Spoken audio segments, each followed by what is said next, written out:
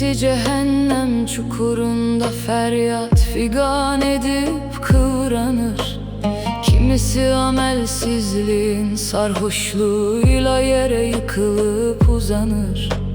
Kimisinin ise kibirden ayağı ta alnında biter.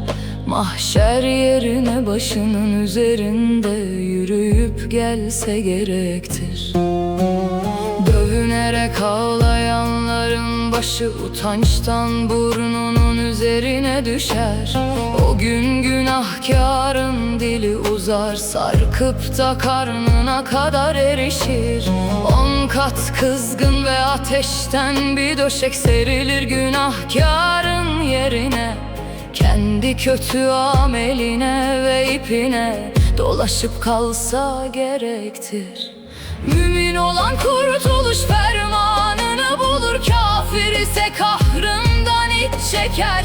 Mahşer meydanında deve boyunlu devasa yılanlar etrafa sıçrar. Bütün mahlukat feryat edip ağlaşır, ilahi fermana boyun eğer. İşte o an Muhammed Mustafa'nın sancağını kurması gerektir. Korku ve dehşet düşer o gün peygamberlerin dahi canına. Hiçbir evlat korkudan gidemez kendi öz atasının yanından. Hazreti Muhammed adımlayıp varır mizan terazisinin dibine. O mübarek yeşil sancağını oraya kurup durması gerektir. Adem peygamber hüzünle evlatlarını kucaklayıp ağlar. İbrahim Halilullah der ki ey benim tek sığınağım yüce yaradan.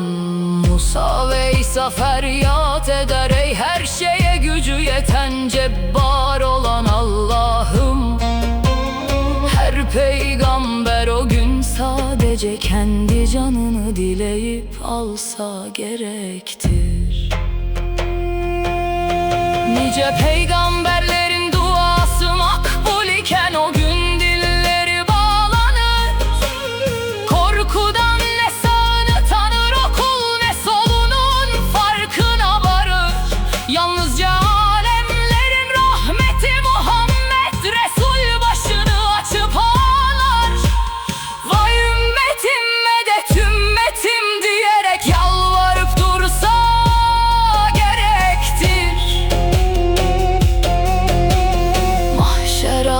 durmaksızın ağlar, silmez gözünün yaşını.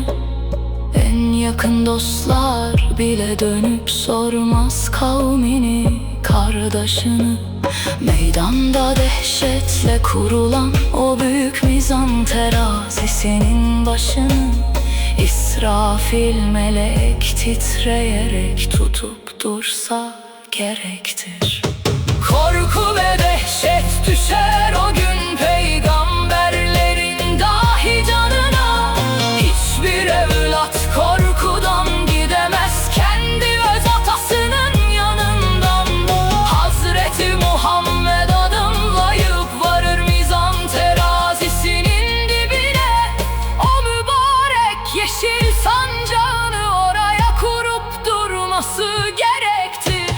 Kafiri o gün kor gibi yanan ateşten elbiselerle bezerler. Kırbaçlarla sürükleyip cehennem uçurumunun yanına iletirler. Semer vurulmuş bir katır gibi kalır da o korkunç halinin sonuna.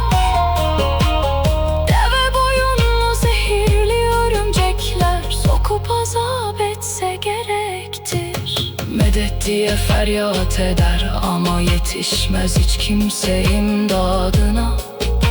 Bir merkep gibi acıyla anırıp doldurur azap sarayını. Orada yiyeceği zakkum ve zehirdir, içeceği ise irindir o. Ebedi bir azap zindanında kilitli kalıp dursa gerektir. Mahtum tirakinin kelamıyla nizam kuruldu, şefaat arandı. Gelse gerektir.